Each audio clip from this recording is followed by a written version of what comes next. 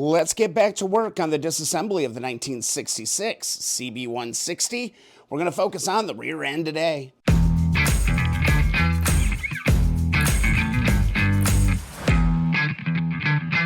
Hey everybody, welcome back to the channel.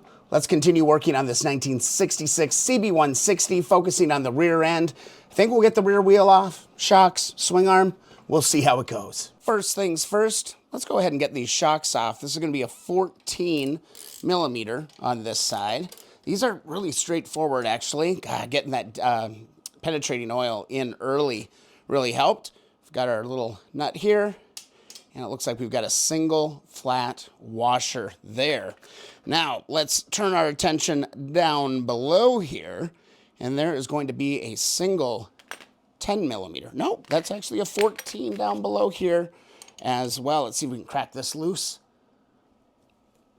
Got it. Got it without busting the knuckle. How about that? I gotta love that.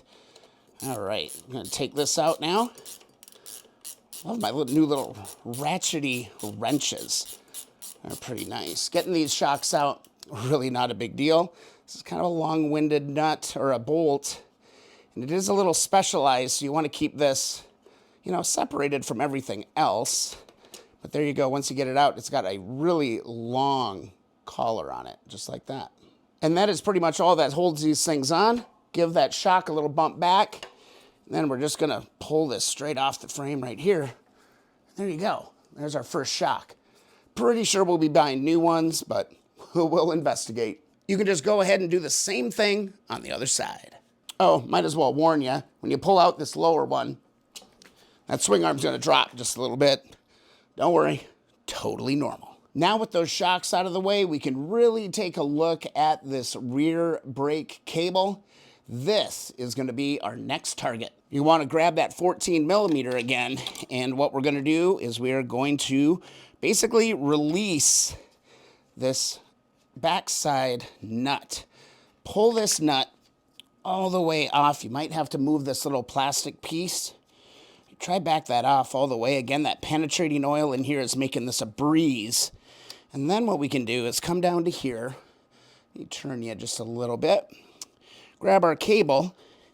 And this one's going to be a little bit more stuck. There might be a retaining pin on this. But ideally, we're going to be able to slide the cable down and out. Just like that. Hopefully my hand wasn't in the way, but it's just a little connector there.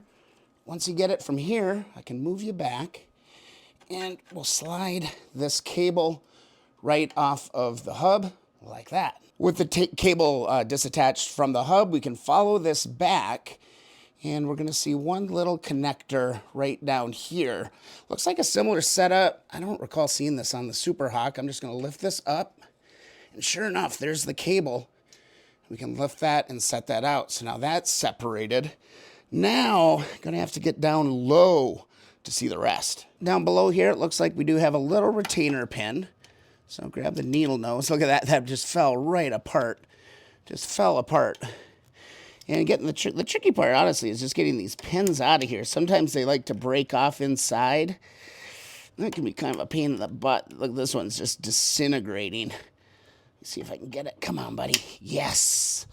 We got that off, and now this should slide out. Looks like there's a little piece of it stuck in here yet, holding it. And now, is that a little locking washer? Nope, just a plain old washer. Just a plain old washer, really small, narrow one.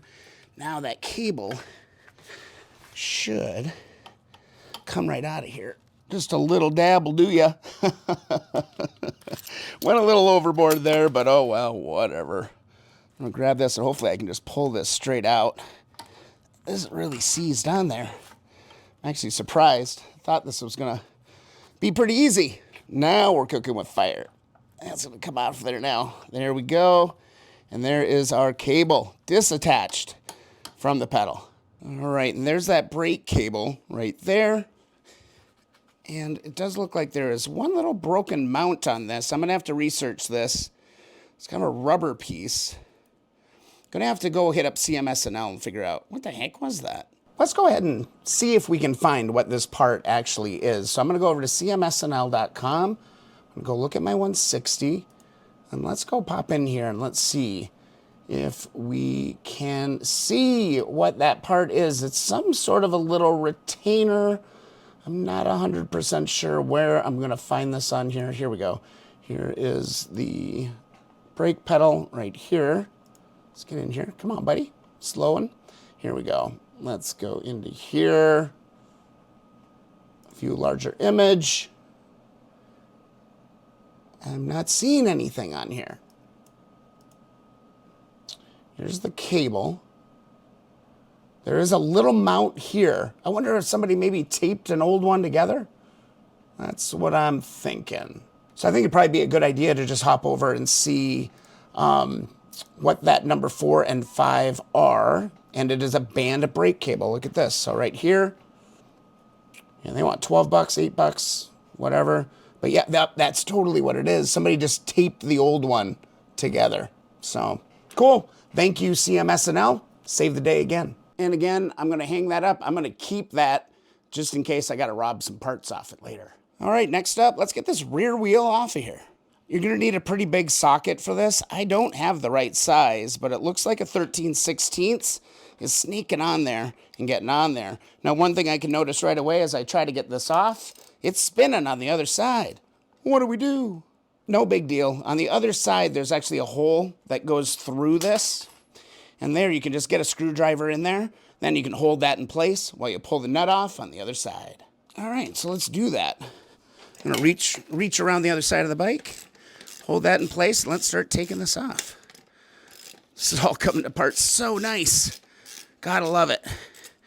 Easy peasy. This one did not have a little locking pin in it either. There we go, castle nut. Now we can go ahead and get this out. You can get a punch or a screwdriver in this case, and you'll be able to tap out this rear axle. You see it coming out on the other side. Now we can go ahead and retrieve this on the other side. Be mindful of some of the spacers that may start to fall out. So there's one spacer on this side. Okay, there's a big long spacer on the right side. I'm gonna go ahead and put that right back on my axle. And now let me just carefully carry over here. There's also, looks to be another spacer here. And this is oriented a certain way, kind of that cupped side on the outside. Worth noting. Oh yeah, don't forget, grab your adjusters. These are gonna pull straight back. So I'm gonna load these up on the axle in order. So you can see I've got my axle, here's my right side. Go ahead, slide this on with my spacer, just like that.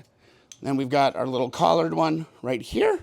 And right here's my other one. Grab that, put that on, grab my castle nut, oops, drop it on the floor, put that on.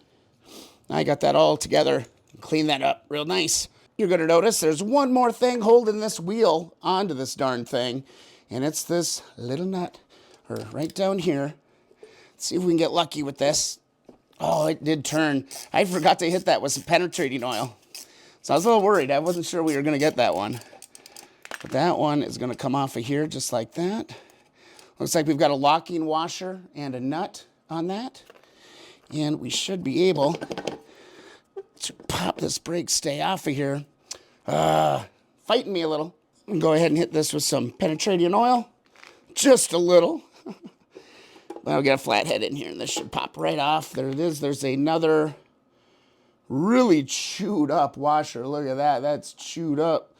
Not ideal. But that brake stay will come off. Now the wheel will roll right back. And there you go. Wheel's gone. All right. It feels really good to have that rear wheel off, the shocks off. Next on the list is going to be that swing arm.